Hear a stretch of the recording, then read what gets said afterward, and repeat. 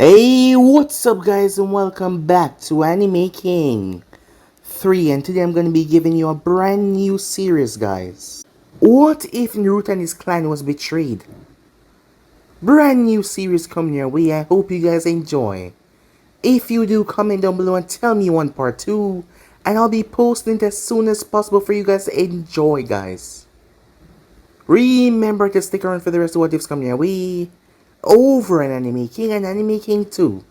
If you're new and this is the first time you hear my voice, yes, I do indeed have 3 channels, and Making 2 and Making 3, which I post what if on every single day for you guys to enjoy. Links will be down in the description for the other channels, so go ahead, check them out and enjoy.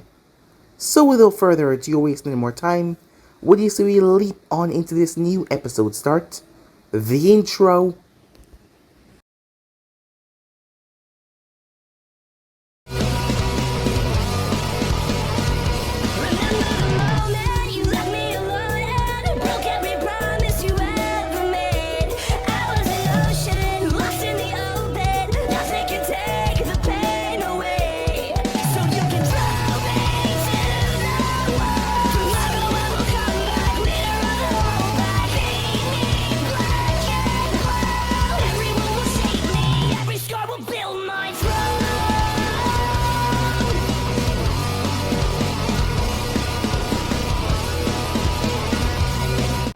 The village hidden within the leaf. The strongest village amongst the elemental nation. The village always had the top names of the world. Hoshirama Senju, Madara Uchiha, Toburama Senju, Minato Namikaze, Hiruzen Sarutobi. Those names were powerful shinobi in their own right, all of them obtaining a title for themselves throughout the years. But they didn't just stop there. You had Kakashi Hatake, Might Guy, the White Fang, the Sanins. The Leaf was said to be the most powerful nation to ever exist. Most believe it was just because of the background and the names that they possess. However, things happened within the darkness that no one really saw. The Leaf claimed to be a symbol of peace. They were never the one to start the wars. They were never the one to enact revenge on people, always trying to find a solution in a peaceful way. As they were given some more of a docile name, people were always on their side because of the things that they did, and the way they chose to protect their allies and the people that they came to share their land with. As they were always seen in a good light, and the other nations were seen as bloodthirsty villains. However, every village had their dark past. The teaching of Hoshirama Senju and Toburama Senju had been ingrained in the third Hokage's head. And because of those teaching, because of the will of fire that all shinobi must live by, the will of fire to protect each and every one, to protect their people, to do whatever is necessary to make sure that they live on. Hiruzen Sarutobi was in his office. As he sucked on his pipe, he then exhaled smoke. The man was in his older age now, however, that didn't mean that he was still not battle ready. But despite that, his heart was filled with guilt from the past. Guilt that would never go away, but if he had to do it again to make sure that Konoha was safe, he would do it in a heartbeat. Hiruzen was seen as a kind, gentle old man, however, he was a wolf in sheep clothing. The things that he'd done in the past, if anyone were to find out, most of the main populace, they would condemn him to death. The higher-ups, the ones that he trusted, already knew about this, but they were along with the ride. After all, whatever is necessary to make Konoha strong, right? That was their motto. It wasn't with a fire, whatever was necessary. Do whatever it takes. It doesn't matter how much they had to slaughter. It doesn't matter how much they had to condemn to death. As long as Konoha was still standing.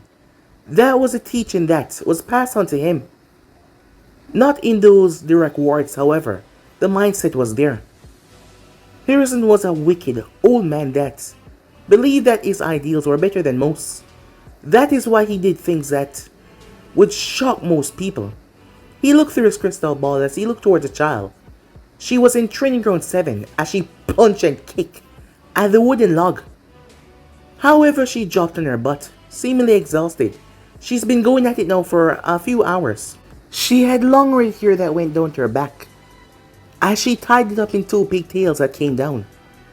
She was wearing a red skirt with black shorts underneath, soft sandals.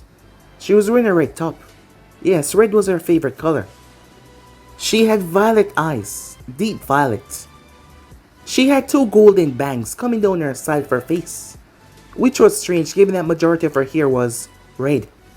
However, the bangs came down towards the side of her face, giving her a strange look, but at the same time, it was rare to see hair like that. However, she liked it, despite what the others say. It doesn't matter what they say after all. Her name was Mito Makino. Mito Makino was not a normal child. She did not have a pleasant life growing up. Most of the villagers looked at her with a look of disdain and anger. She overheard their whispering most times. They call her an abomination, a monster, a demon, something that should be exiled. Sometimes she tried to not let it get to her.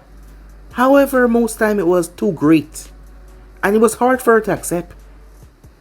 But still she kept on pushing forward. She needed to become stronger. That was one of the things that she knew. Because the weak was always eaten up by the strong. She needed to be able to defend herself. More than enough time. Drunken villagers tried to attack her, however. The envoys were already there to protect her, but most times they were not. And she would get hurt. As much as she tried to fight back, by then she realized that she was weak, not strong enough to protect herself. That is why she had asked the old man to make her join the academy. To learn how to become a powerful ninja, to protect herself. And that was her dream, her goal. Just to be safe from these people that would want to harm her. Because of her age, she didn't have much control over knowledge. She was 12 years old. She's been in the academy for a few years now. However, gathering knowledge at the library was out of her reach. To know why the villagers hated her. A reason why she couldn't understand, no one would tell her why. It just didn't make sense. So she mostly stayed to herself. She had friends at the school, but they were not family. Because every time she came home, the place was empty. No one to greet her there. No one to say hello, welcome home daughter, or big sister, or little sister. She had no one. And that was always a saddening thought for her. However, she tried not to let it pull her down. Because one day she was going to become powerful enough, where the whole world would know her name, and she would be able to protect herself. Although she really wished that she had family. Back in the Hokage's office, Hiruzen looked towards the child. He made so many mistakes in the past. Regarding this child as well. And he did some things that if she ever found out about it, she would definitely hate him. She would hate him and even try to kill him. That is why she can never know. But he was content with the way everything was now. He did his best to try and protect Mito, as best he could. Hiding many things away from her was one thing, however. He tried to protect her about the villagers sometime, get ahead of the patrols. Her status got leaked as a Jinjuriki, and Hiruzen knew exactly who did this. He knew what the man was trying to do, but because of what he did in the past, Hiruzen had kept his mouth shut about certain things. However, if there was one thing that he would not do, he would not allow Danzo to get his hand on Mito and to turn her like a weapon. Danzo had some incriminating evidence on him, yes, but he also had evidence on the man as well, for the things that both of them did in the past, things that would make people hate them. And he knew that Danzo would not go that far otherwise. He would just reveal what he has. However, Hiruzen could see for himself as well. The girl mindset was hardening, and that would make her a better kunoichi all around. Although he wished he didn't have to be this tenuous, to be harmed and glared at by people. But it may be a good thing in the future. He knew that he was a horrible person for even suggesting this. However, he had to make sure that Konoha lived stronger after even he was gone. And with the power that she would definitely commence after, gaining some semblance of control over the power inside of her, it would make Konoha stronger. However, ever since, Hiruzen had been having some dreams. Dreams about his oncoming death. That someone was gonna return from the past to wreak vengeance. A thought that was very frightening to him.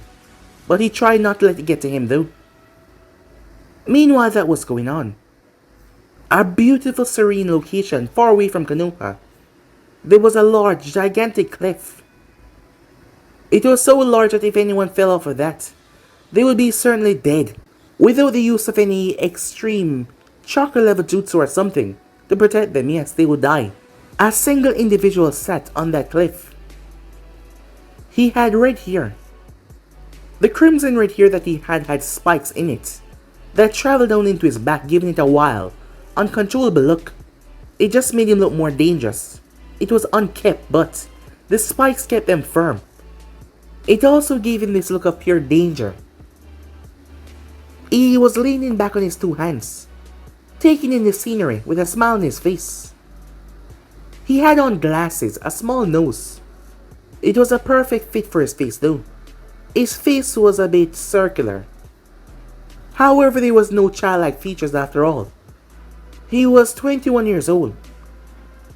He was wearing a white shirt with a swirl on the center, a red swirl, a dark red jacket over that. He was wearing black pants and black boots.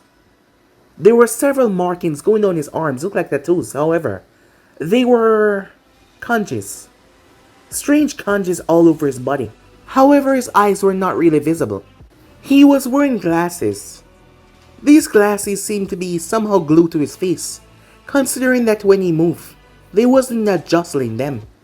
And not to mention his shades were so dark, you could not see his eyes no matter how hard you tried to look. A serene smile on his face as he took in nature. Over to the far side there was a rushing waterfall. There were small animals down to the left, as they were roaming about, birds chirping.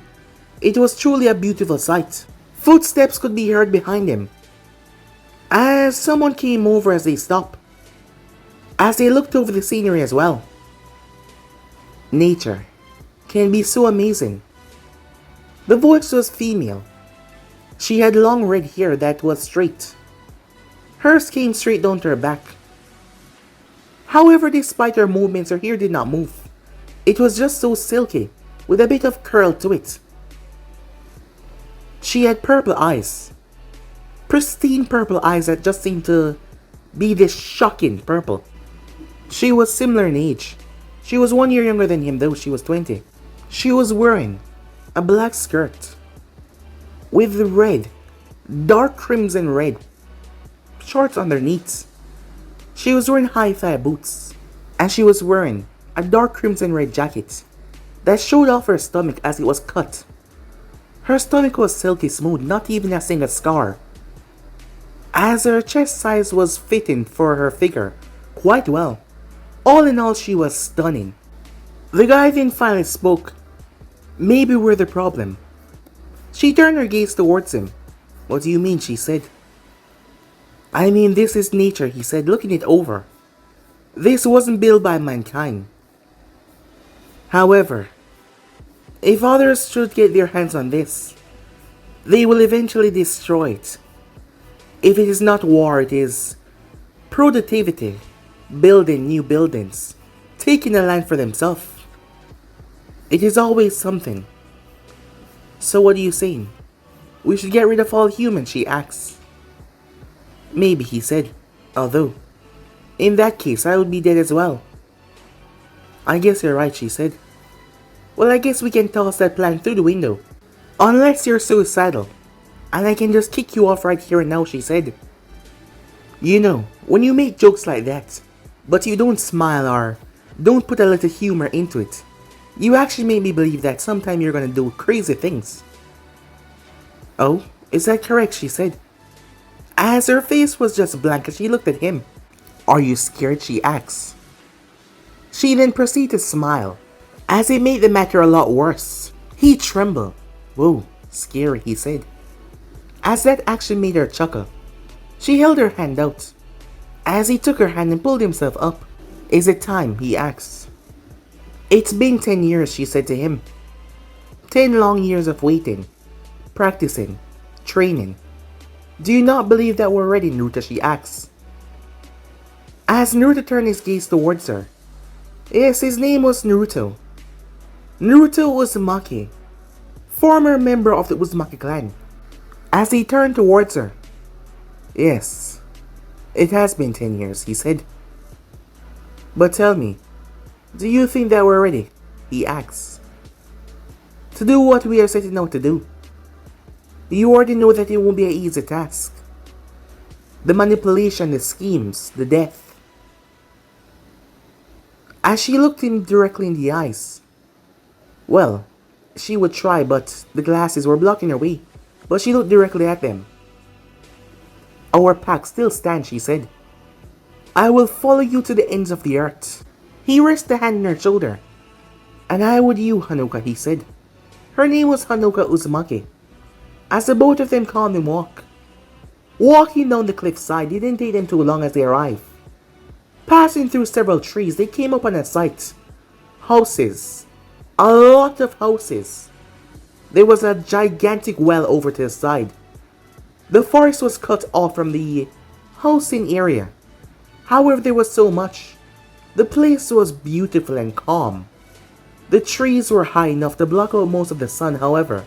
It was near enough to grow the plants, fruits, vegetables. This was the remains of their clan. What was left of the Uzumakis after the betrayal, the deceit, the lies.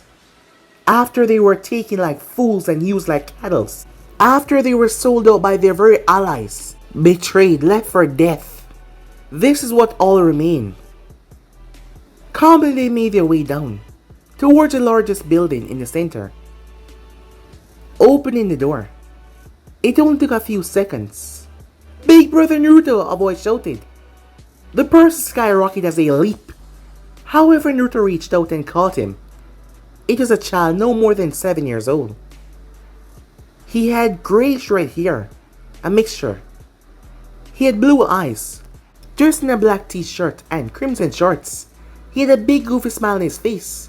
You're back, he said. What took you so long? We're already done playing ninja.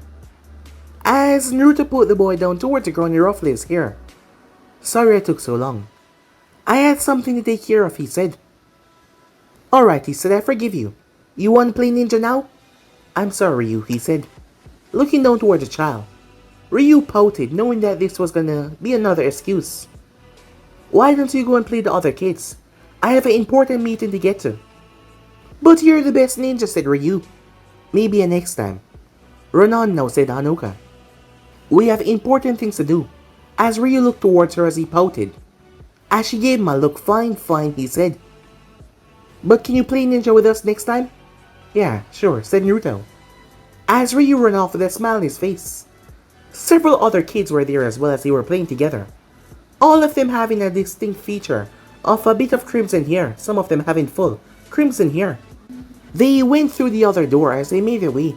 Arriving towards the back, they pushed through, making their way. It didn't take them too long. As they opened another door, something was hurled right towards Naruto's face.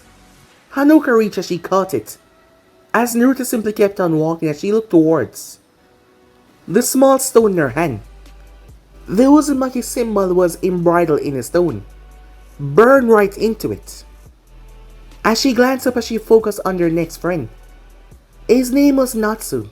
Natsu Uzumaki. Unlike Naruto, Natsu's hair was flat. There were no spikes at all. He had purple eyes, just like Hanuka.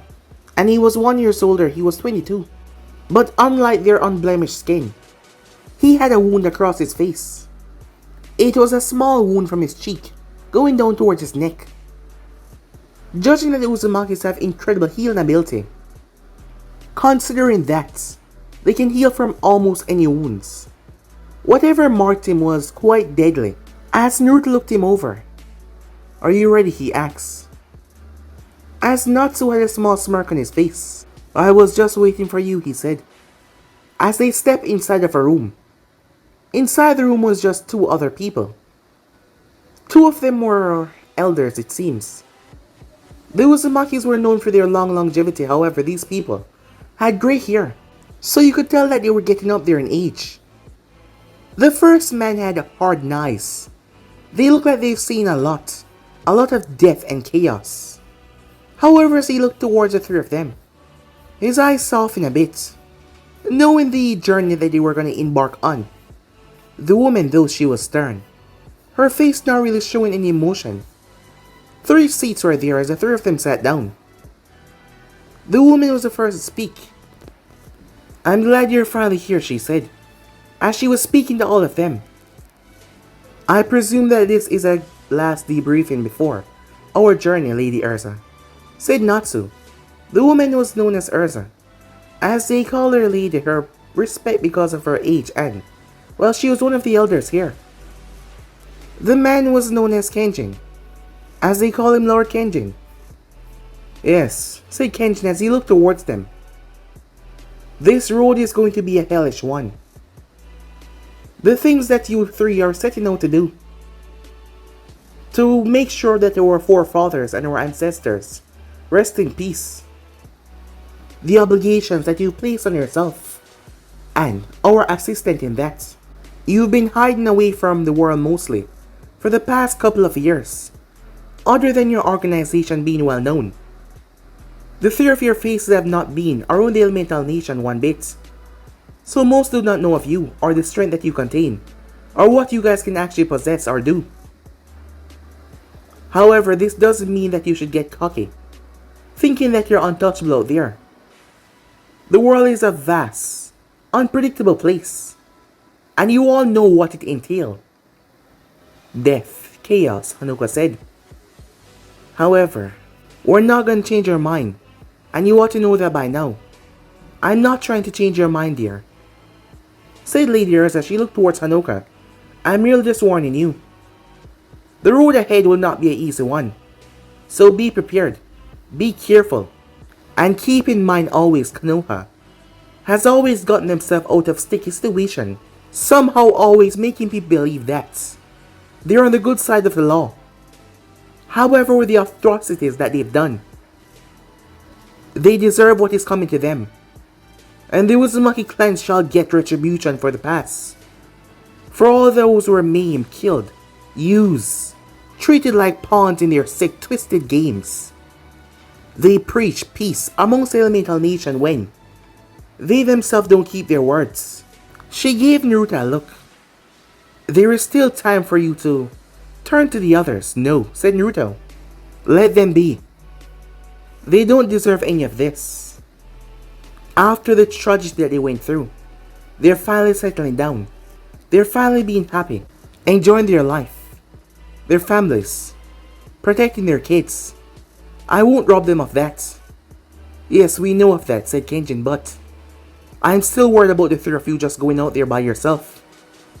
"The 3 of us will be enough," said Naruto. "I presume there is something else what you call us here for." As Lady Urza sighed, knowing that she could not change his mind, as this is what they were meant for, since they were mere children where everything was taken away from them, and they vowed to get revenge. Not just for themselves though, but for the clan as a whole, for what happened to them, for what happened to their people. And that was ingrained in them for a long time now, and that cannot be changed. Urza sighed as she reached in her robe as she pulled a scroll. "Here it is," she said. As Naruto took the scroll, "I believe that you're ready for it now. However, you know the consequences of that. Don't do anything reckless. Be careful. And don't worry yourself so much about us. In this place we are protected, we are safe. So there is no need to fuss yourself about us too much. And we will make sure that everything is still running properly, and that the people are safe. And once it is all over, we expect you to return. The 3 of you alive." "Do you understand that?" she said, as it was worry in her tone. Judging her behavior, she was a stern and regal woman. However, she was worried about them. Who wouldn't be? With the task that they're going to embark upon. A very dangerous one. Naruto got to his feet. "There can be no promises in this world. However," said Naruto, his tone coming out hard, as they felt a pressure set on the room. "Konoha shall pay for their betrayal, their slaughtering of our people. They shall feel the wrath of the clan that they once thought was deceased. We made a promise to our kin, and that is something that we do not take lightly. Thus we will bring down retribution on them. It won't be swift, it won't be fast. It will be as painful and gruesome as possible. They will suffer for what they did to us. As we break them apart, not only physically but mentally as well. Their lands, their money, their leadership, their drive, and lastly their will of fire. We will shred it down to pieces until there is nothing left. No hope, no survival, no chance of rebuilding. They will be our first goal. We will take back all of their power. Not just theirs, but the entire world as well. To let them see how it feels when they're not the one at the head. When they're not the one that possess the deterrent that can wipe away nations. And then and only then will they see the error of their ways. We've all made a vow, said Naruto, as Hanoka stand up next. We are not good people, she said. We Uzumakis have strived for a long while to try and survive. We've only allied ourselves with people we thought that we could trust, but in the end, we were betrayed by the ones that we thought that we could trust the most. People will die, hundreds, maybe thousands, but to get our revenge, to get our retribution, it will not stop us no matter who we have to slaughter. It doesn't matter who they are or where they're from. Anyone that gets in our path will die, said Natsu. The two elders looked at them. Despite this speech being so deadly, and what they were going to do is basically commit genocide, the elders were never more proud of them than before. This is what they were training for. No one knew the truth except for a select few of people. The hardship that they went through, the things that happened to their people, the suffering, the chaos that happened right in front of their eyes. So they did not pity any of them. All of the nations that had a hand in the fall of Uz was gonna feel their wrath. Konoha being the first. They will take everything away from them until the will of fire is nothing. A cracking sound could be heard as the elders and his friends looked toward his eyes, his glasses crack. The sheer power that he was exerting, without even releasing everything, cracked the glasses. His eyes were barely visible, but they were not normal at all. Time skip at the hidden leaf. Jiraiya finally returned back to the village with some news. Ah, Jiraiya, it's good to see you, Hiruzen said, with a smile on his face. However, Jiraiya did not seem to be in a good mood instead. He seemed to be rather frustrated about something. So you find news about them, didn't you? Yes, I did. I finally managed to get some information. The Crimson Reapers. That was their name. An organization that has been popping up lately. The members were said to be extraordinary, completing tasks that were given to them by other dangerous criminals, killing influential people, assassinating families, and members of high political state. Recently, the nephew of the daimyo had come into some bad contact with a few people. The organization known as the Crimson Reaper was hired, and the nephew was taken away. The daimyo was making some deal and his nephew was the main liaison between them. And now the man was angry and demanded for Konoha to find these small organizations and wipe them away. And to also find any contact on his nephew, any information, but Hiruzen was having a hard time tracking them. Not even Jiraiya's spy network can get a good research on them. They were like literal ghosts amongst the elemental nation. It seems like whatever business the daimyo nephew was doing, it bordered the line towards the land of rice field. However, that is not the big problem because of the mishap and the man going missing. No doubt because of this organization. The land of fire won't be able to spread their influence towards certain areas that would definitely boost the ranking of the village. The daimyo is rather upset about this, I suppose, Jiraiya said. Furious, said Hiruzen. Tell me that you found something. I'm afraid I have not found anything yet, said Jiraiya. Damn it, said Hiruzen as he clenched his fists. Nothing at all?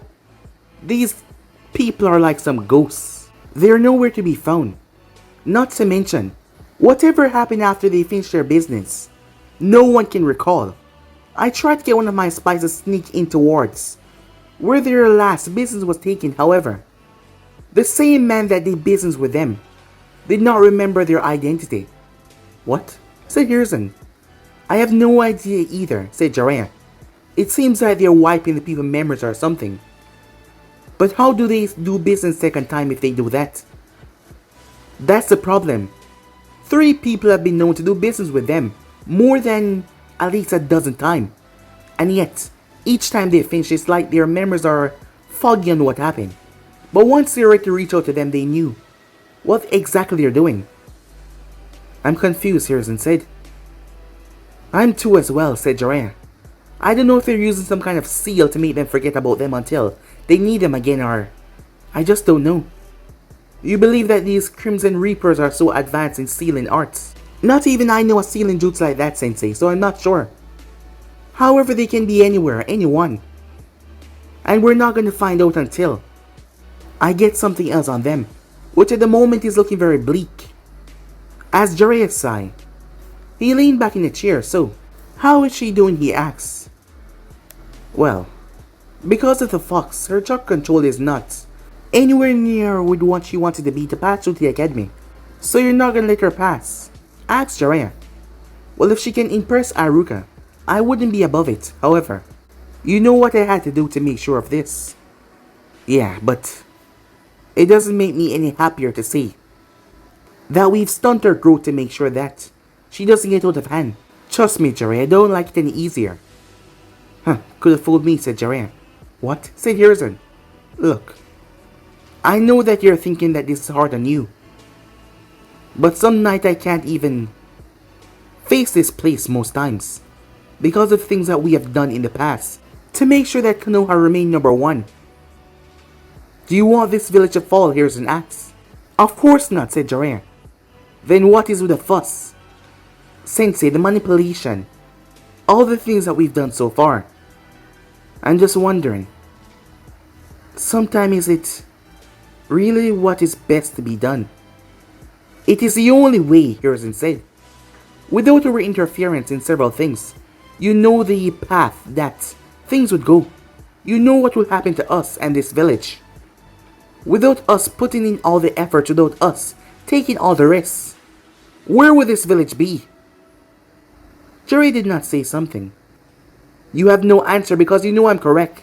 So stop wasting time and go and find this Crimson Reapers. We cannot allow them to continue running amok. The daimyo is not happy with us already. And stop complaining about the past.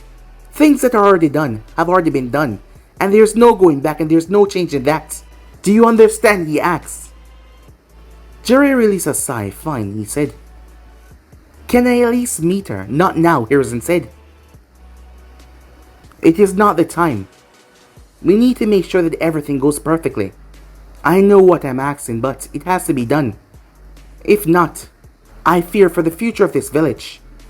I need to make sure that everything goes just as I planned, Jiraiya. And I need your help for that. Can I count on you? Can I? Yes, said Jiraiya as he went quiet. You can. As he got to his feet, I'll get back to work, he said, as he left. Hiruzen had to be a bit harsh on him because he already made his plans, he already made things, and he could not go back right now. There was no going back, he had already made things this way. After all, Jiraiya was a big part of this as well, so he needed to buck up and get into the motion of things. Meanwhile, that was going on. Orochimaru of the Sannin, one of the most dangerous men in the elemental nation because of his twisted, sick, corrupted mind, was sitting on his throne. In front of him was none other than the demon of the mist, Zabuza Mamakai. As Zabuza stood in front of him, however, he was not in his usual clothing that he used to wear. After all, he was a part of a special organization. Zabuza was wearing a red cloak. It was dark red, borderline non-black, but you could see that it was definitely red. Over the coat there was 3 sights, one at the back and 2 at the front, that came down towards the sides. It was a sight that a reaper wielded. It was quite fitting given their name. His huge giant blade was strapped onto his back. as he looked towards Orochimaru, who was rather happy about the new dilemma. "So, do I finally get to meet the boss?" said Orochimaru with a happy smile. "Actually, yes," said Zabuza. "Oh, delightful," Orochimaru said. The man was indeed happy. Over the past few months he has been making contact with Zabuza, as he's been using their services to make sure that Konoha was losing profit fast. So far they had destroyed a few supply ships that were going towards Land of Fire. They had stopped several moving off Konoha assets, just to put the village and the country into a frenzy. Orochimaru had to say their services was expensive, but they did the impossible. It doesn't matter what the goal was. The Reapers were able to accomplish it without questioning as long as you paid. That is why he spoke to them about his biggest task yet, bringing Konoha down to its knees. They were not even afraid to do this, despite only being a small organization as the Akatsuki. They were willing to go up against the Land of Fire itself. "So when can I finally meet the boss?" Orochimaru said. "Soon. But I told him about everything, and he's wanting to meet you as well. Your interest in the destruction of Konoha will cost you a lot." Orochimaru merely chuckled. "Well, with a hidden leaf down to its knees, I'm sure whatever your boss desires, I can pay. As long as he's also there as well. After all, if its subordinates are so strong, how powerful is the boss?" Zabuza's gaze narrowed, but he said nothing. "I'm guessing you will soon find out," he said. "However, for now, I suppose it's business as usual. Yes, there's a little problem that I want to be removed." Orochimaru said with a smirk. "I'm listening," said Zabuza. Meanwhile, that was going on at the Hidden Stone. This meeting was a secret. After all, the organization that he was using was off the record, off the books, and Oniki didn't want anyone to find out about this. In front of him was a woman. She had short red hair that was wild. Her face was painted like a skeleton, given the white and the darkness around it. Her spiky red hair contrasts with her blue eyes that looked quite crazy. As she was wearing the Reaper clothing, she had a long staff on her back, with a cable running from the end that went down to her waist and wrapped around it. As whatever was under that staff that was sheeted was some kind of weapon, of course. She was a former ninja of Kumo, however she turned missing in because of several reasons. Misaki was not stable to an extent, however, in the past. She came across someone that made her stable. Someone that she found purpose of working for and living for. And that was none other than Naruto Uzumaki. When she met him, she thought that he was just going to be another opponent for her to slaughter. However, it turns out that she was wrong.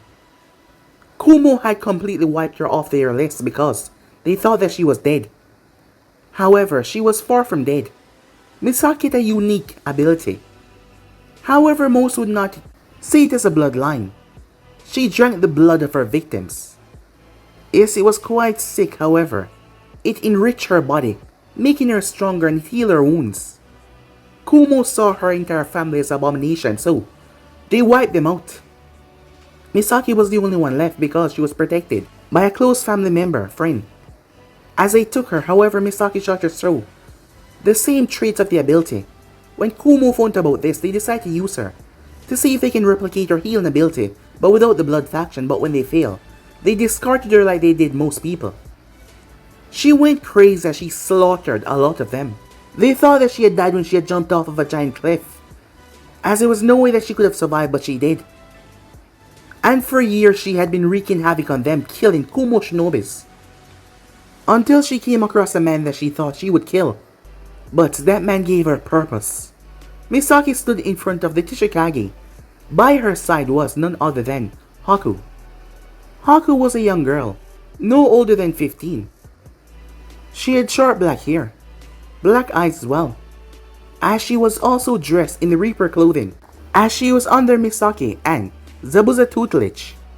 Misaki had taken her on like a young apprentice even though Haku was a bit afraid of the woman because of her psychotic tendencies, but she promised that she wouldn't harm her. Now, said the Tsuchikage, I'm sure I don't have to tell you this, but my name cannot be involved in this. Of course, there will be no mention of you or your village.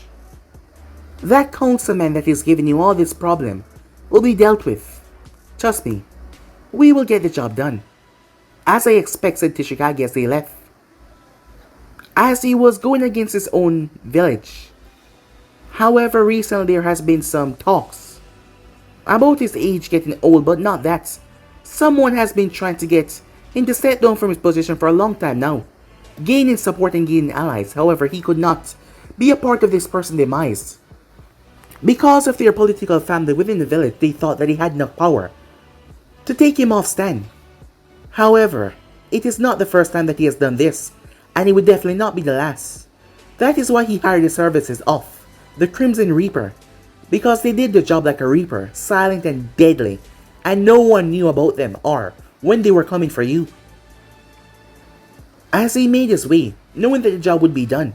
However, he didn't seem to notice that Haku sent a small amount of chocolate to her feet as she created a small ice mirror and sent it off. It just seemed to vanish underground. Oniki didn't know what he got himself into. After all, the organization didn't exactly like the hidden stone. But they were not going to act just yet. First, they need to gather information.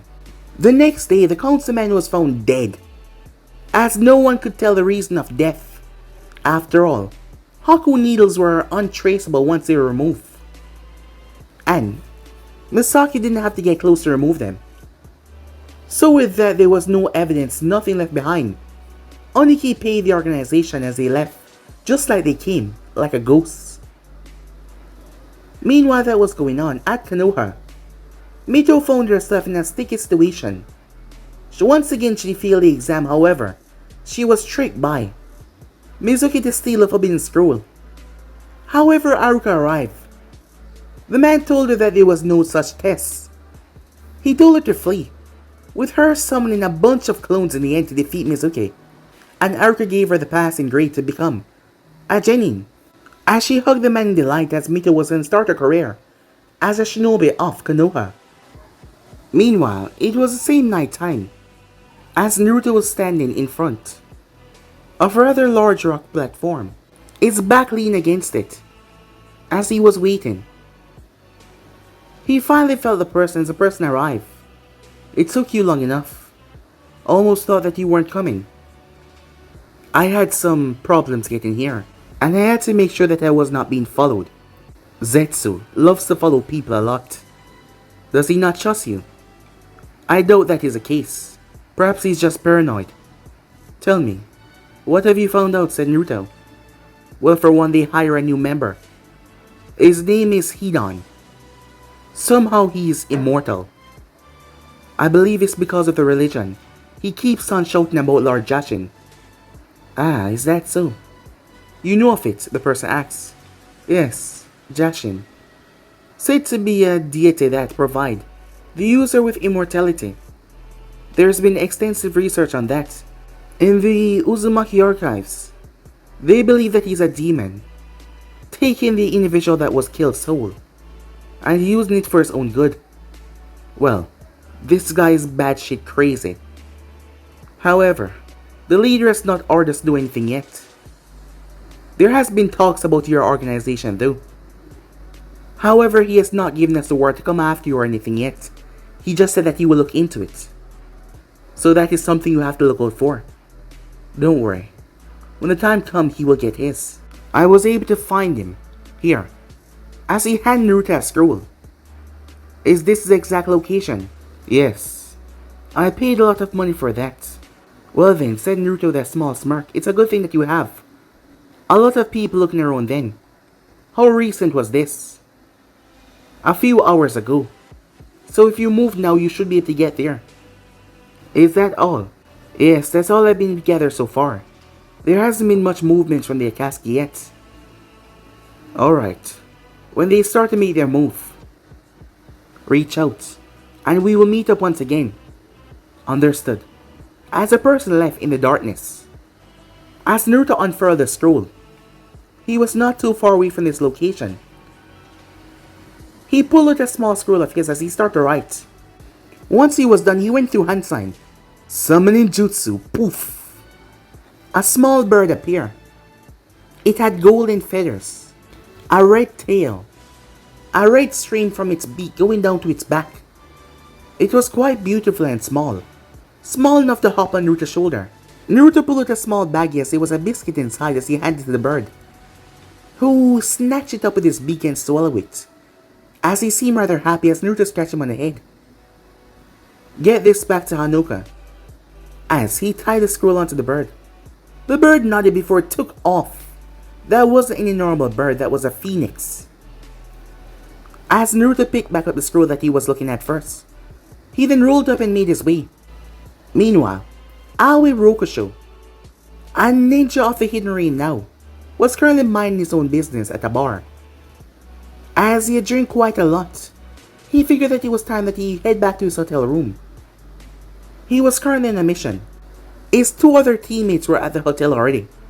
He decided to go and get a drink before turning in. This mission will take him at least a week. Aoi Rokusho thought that he was untouchable after all. He possessed a Thunder God blade that once belonged to the second Hokage. As he calmly walked, not that really buzz, but he was enough. Hey. He paused when he heard that. Turning his gaze slightly, he saw a man standing there. He couldn't make out the man's features because the place was a bit too dark. Who the hell are you? Aoi said. No one for you to concern yourself with. May I have that? He says. He pointed towards Aoi's waist. Aoi looked down towards his waist as he saw the Thunder God blade. Huh? Are you kidding? He said. You think I'm gonna hand my weapon over to you? Huh. You made a big mistake coming here, pal. Although, I'm in a good mood, so why don't you run along before I slit your throat? Turning into another victim of mine. I'm afraid I can't do that. I need it. You need it now. For what? An offering. Oh, is that so? Huh. Well, you can go and screw yourself. As Naruto simply chuckled. You know, if you had handed it over, you wouldn't have to die. Die? Aoi says. He pulled the blade, causing the thing to release electricity. The place became illuminated. You have no idea who I am, do you? The name is Aoi Rokusho, former ninja of Konoha. And I am now one of the greatest ninjas alive because of this weapon. I am untouchable. And if you believe that, some sorry excuse of Aoi was cut off as a palm buried in his stomach, causing him to literally cough up blood on the first impact. All the air was knocked out of him. He staggered back, completely shocked by the amount of force from one palm strike. When he looked back up, though, a boot connected with his chin. A cracking sound could be heard as his head was thrown back. Aoi staggered as blood leaked from his face. You bastard, he says. He held his face. The other hand, he was holding the blade as he moved forward to swipe Naruto down. However, Naruto turned as he slashed against the building, tearing right through the electricity, proving to be quite deadly. Aoi sweep as Naruto ducked. Aoi then brought the blade around as Naruto switched to his other side as he brought his foot around and slammed it across his face. The entire world went dizzy for Aoi as he staggered back, unable to see or think properly. The next thing he knew, he was chopped right in the throat, as his entire throat seized up as he was finding it difficult to breathe. He could barely see because of all the blood running down his face, going into his eye. He tried to wipe it, but his hands was grabbed. He tried to overpower the strike, but he could not. His leg was kicked away from underneath him as he was dropped to the ground. Aoi coughed up blood as he lay there in a mess.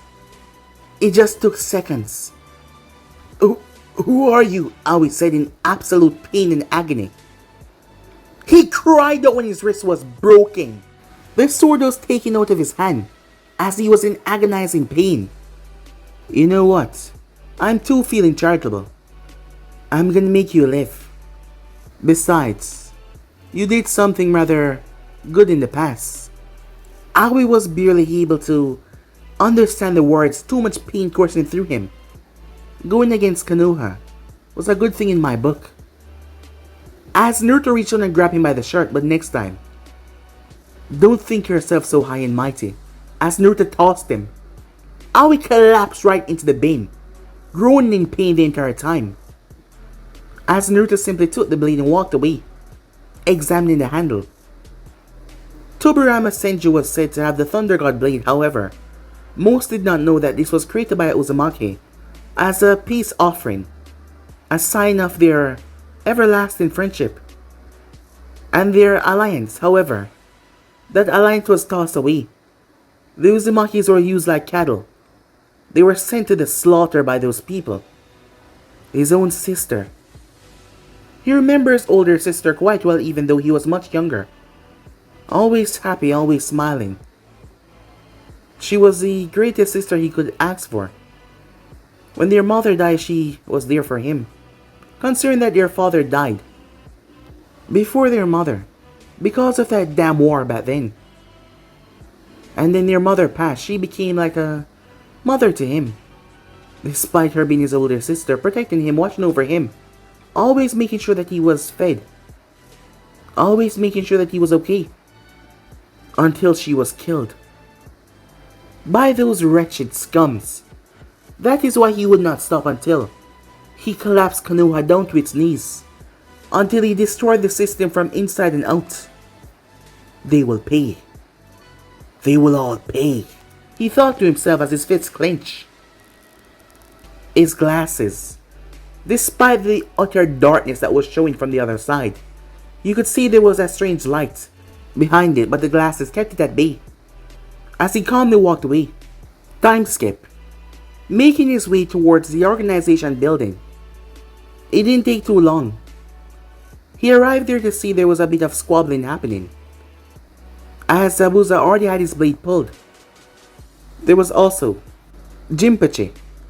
Jinpachi was a man with an eye patch that covered his left eye. His one eye showed a green eye.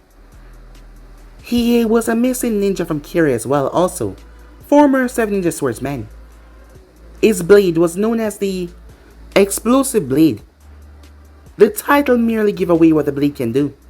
It had a series of explosive notes. The amount of force that he could drop that with, it could level houses within seconds. Jinpachi was a master of destruction and chaos, and he enjoyed his work, just as Kushimaru. Kushimaru was also a former 7 Ninja Swordsman, as he was wearing a mask, a bluish tint down to the bottom. He had dull blonde hair. The both of them were wearing the Reaper clothing. What the hell is going on? All fighting instantly ceased as they turned. Naruto-kun, a voice said. The voice belonged to Misaki as she rushed over towards him, as she proceeded to hug him with a smile on her face, as he looked rather decrepit and dark. Hello, Misaki, he said. What took you so long? I was getting bored, she said. Besides, these two weren't good enough entertainment. I apologize. I had other business to take care of. She smiled at him. You can release me now. Oh, sorry about that, she said. The girl was rather clingy. However, she was also crazy. However, she was necessary for his goal. Her family, just like many others, they were outcast in the world. People that possessed rare and strange abilities that other nations did not want in their, well, organization. And her family was one of them, as she was a sole surviving member of said family. They were called the Kurosagi, Misaki Kurosagi, as somehow their bodies took the natural mineral from the human blood, the iron. It strengthened theirs and healed them as well. What is going on? Said Naruto as he looked towards the two of them. Nothing to worry yourself about, boss, said Zabuza. Jinpachi here just need to learn his manners. Manners to you? Enough fighting, said Naruto. I told you, there will be no fighting. Fine, fine, said Jinpachi. You're the boss. Jinpachi remembered going up against this individual when him and Kushimaru was running away from the hunter ninjas from Kira. They had found themselves on the island of Uza, where they had found him, and they thought that he was going to be a witness, so they thought it was better just to kill him right there and then. However, what happened was the beating of their lifetime. This was 3 years ago. There was no telling how much stronger he has gotten since then. However, they did not stand a chance against him then. And even now, it seemed to have not changed a bit, however. Because of him, they had gotten a lot stronger. And besides, no part of his organization. They had nothing to fear despite here being a large village. They had backings. As Haku emerged from the building, Naruto-sama, she said as she bowed respect. Haku, it's good to see you, he said. Did you get it done, he asked. Yes, she said. I gather all the necessary information. He walked over and patted her on the head. Well done. All of you come, he said, as he stepped inside the building. A moment later, Natsu and Hanoka joined them as they sat down around the round table. Zabuza, if you mean. Well, Orochimaru has declared his intentions to go against Konoha. He wants our effort in this. He is willing to pay as much as it costs. He believes in our services. Working for him for the past month was the correct order to do, boss, after all. It got him to trust us somewhat as a organization that is just in it for the money. Well, that is good, said Naruto. Did he give you a time frame? No, not yet. But he's looking forward for your meeting with him. Yes, I will be meeting him. There's a lot for us to discuss before we step forward in any territory. Wait, does this mean that we're gonna actually work with him? For the moment, said Naruto. However, Orochimaru of the Sannin, along with Jiraiya of the Sun as well, were two of the main key factors in the destruction of the Uzumaki clan. With the use of their summoning creatures, they blocked the entrance, preventing the Uzumakis from fleeing their home while it was being burned to the ground. As Natsu clenched his fist at that, then why are we working with someone like that, Haku asks. Oh, isn't it obvious? Said Misaki with a grin. I know you all too well, Naruto-kun. Naruto-kun is just playing him, and when the moment is right, he's gonna strike. Like the viper he is. Isn't that right? In a sense, said Naruto. But for now, let him believe that we're working with him. Haku, what about your end? Haku tossed in the file as Naruto caught it. As he opened said file. It seems the hidden stone is a lot weaker than I thought. Their numbers have not recovered since the attack of the Fourth Hokage, leveling their forces. But that will be good for us. I presume that you went through without being noticed by anyone. Haku nodded. And the mission that he gave you to? Oh, we got that done rather quickly, Misaki said. Easy peasy, nothing for you to worry about. He's happy with our service as usual. Looking forward to hiring us again. Yes, let him believe that we're on his side for now. As Naruto then turned his gaze, Kushimaru. Jinpachi, what about you two? Well, your informant was correct. We went to the Hidden Rain. The borders are blocked off. Here's the tag that you gave me, said Jinpachi as he slid towards Naruto, who took the tag. He then placed his hand on it as he closed his eyes under his shades. Yes, the village is being protected by the rain, so no one can step in or out without being noticing.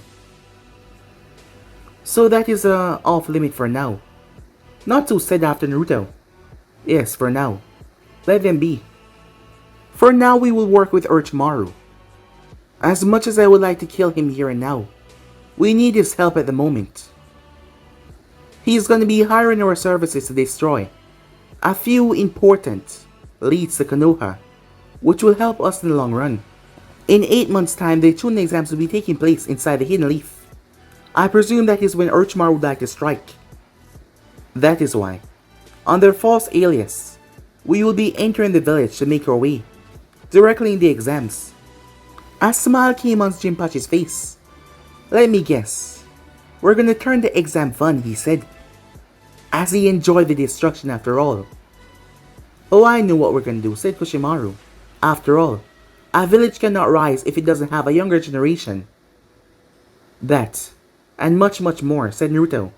For now, continue working with these scums until the time is right. In the upcoming weeks, there will be a lot of businesses coming your way. A lot of my contacts have been stretching for my aid, so you all will be a lot busy. Remember though, keep an eye out. Jiraiya has been moving quite sketchy around the areas. We have removed several of his informants already, but they just keep on popping up. And not to mention they don't have any concrete evidence about Jiraiya's entire organization. So we don't know where his entire base is settled and how much there is. So for now, just be careful out there and don't take any precautions. If you believe it to be a threat, slaughter it. His tone was final, as all of them seemed to agree with that. Even Haku as well. They're all dismissed, he said. With that they left, leaving Naruto, Hanoka and Natsu there. 8 months, Natsu said. We should be finished with the scroll by then. Yes, no doubt, said Hanoka. As Naruto did not say anything. But this plan of Orochimaru's, he will weaken the village enough. It will make our chance a lot better, but what if he kill Hiruzen Sarutobi? That will not happen, said Naruto. I just need to find out exactly what Orochimaru is planning. Once I do, I'm going to kill him myself. The Hokage, the higher-ups of the Leaf, will not fall at anyone else's hands except for ours. After all they did to us, to our family, they deserve this and more. Oh, they will pay, said Hanoka. We just need to wait. We've been waiting for so long, there's no need to rush anything now. We are so close. Yes, we are, said Natsu, but there are still other problems out there. Not to mention, Konoha is not our only goal. Yes, but in this little attack that Orochimaru is planning, there will be a lot of mishap and problems, and the ninjas will be all out of funk, not knowing that you're being attacked. And I will take the 9 tails from them, and that will be one step closer into achieving our goals. Are you sure they're gonna even let the 9-tailed Jinchuriki compete? I mean, Lord Kenjin told us that. The previous hosts did not compete or was even a Kunoichi. Yes, there's no doubt that there's a chance that they're using the Jinchuriki as just a weapon, not much of a human, and locking it away. However, we will grant it freedom. But there's no need to kill the hosts. After going through such a terrible life, we can allow it to remain alive after the extraction. I'm curious, said Hanoka. Who other than the Uzumaki that can hold the 9-tailed beast back? Yes, that is what I don't understand, said Naruto. However, we shall find out soon. After all, I'm curious myself. Back in Konoha, Mito was smiling she was finally a genin. Even after the terrible news that she found out tonight that she was a 9-tailed host. She was a genin.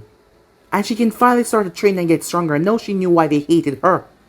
She didn't know what the future had in store for her, but she will face it head on with her usual calm and confident facade, as she usually do. So yeah guys, I'll be in subscribe right here. For the next person do, like, subscribe, comment down below, and turn on that bell notification stay posted. But I'm hoping I'll see you guys soon. Peace.